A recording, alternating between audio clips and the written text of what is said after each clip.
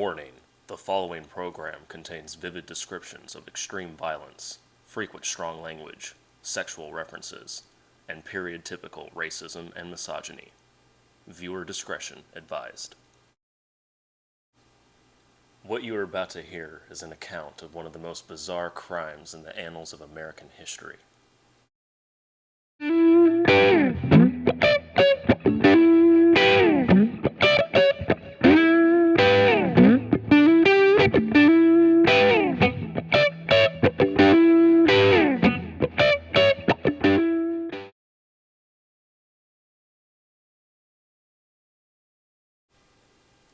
Deputy Horace Grimm was the sixth Quattro Taco slain, but the first who died because he went looking for trouble. His lazy sheriff grew tired of theories about the gunslinger who had come to town, so Grimm opted to investigate for himself. He slunk down Main Street to Quattro Taco one afternoon, with the intent of spotting and following Carter for a night, see what he got up to. Cruel luck saw him arrive in the alley beside the cantina's back porch, while Carter was in the bathroom and the crew, sans Donnie, were busy lugging garbage bags full of excess body parts to be transported to the desert for burial. The nature of the bag's contents would have escaped Grimm if not for an arm with a particularly sharp bone that cut its way through the plastic of one bag. The slit went unnoticed, growing steadily as the bag made its way from the back door to the bed of Wong's pickup truck. Just as it was heaved, the tension came to a breaking point and the arm, along with all the other pieces, tumbled out. "Shit," Wong said. Grimm was so aghast that he stumbled, knocked into some old glass bottles, and gained everyone's attention. Paul reached into his pocket for the only thing he had on his person at the time, a hefty bottle opener, and hurled it with impeccable aim to Grimm's forehead. The deputy collapsed. "Deal with him," Paul said to Luca. "Right." Luca dragged the unconscious man into the cantina while the others hurried to load the rest of the garbage bags into the pickup truck before anyone else happened along. Grimm awoke for the last time to find himself firmly bound to a chair in the meat freezer. Luca and Carter stood before him.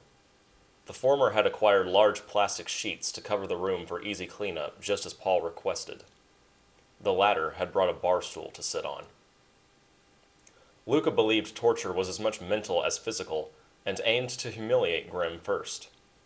He removed the deputy's right boot, then his sock, and fashioned a gag out of the sock and some duct tape. He made a show out of grimacing at the sweat on his hands. "Watch him a sec, will you?" "Sure." Luca exited. Grimm attempted to say something to Carter through the gag. Carter shook his head. "Whatever bargain you're trying to make, I don't like you enough to consider." Luca returned with a small leather shaving kit and a radio. He opened the kit and removed a straight razor. He leered over the deputy. "Do you know the true name for the American branch of the Italian Mafia?" "La Cosa Nostra." "Me, I come from an honest family. That is, an honest immediate family. My father's as straight as they come. My uncles, my cousins, not so much. Now, I don't discount my father, he's a good man in his own way, but I tend to take after the other side of the family. There's certain realities Pop's never been able to accept. Like, for example, the fact that our country's police force is a bullshit institution." Luca turned on the radio. Static. He dialed the knob. "Steeler's wheel." "Nah, that's been done," he muttered. Dialed the knob again. "King Harvest." That would do. He twirled the razor.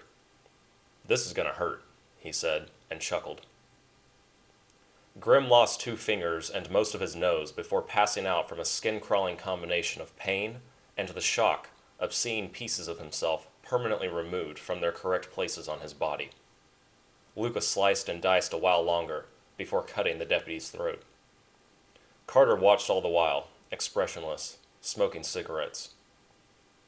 The sous chef took a certain pride in handiwork that was entirely his own, and cleaned up the mess with the cantina's sole mop and bucket, never once considering to think up a lie and have Donnie do it instead.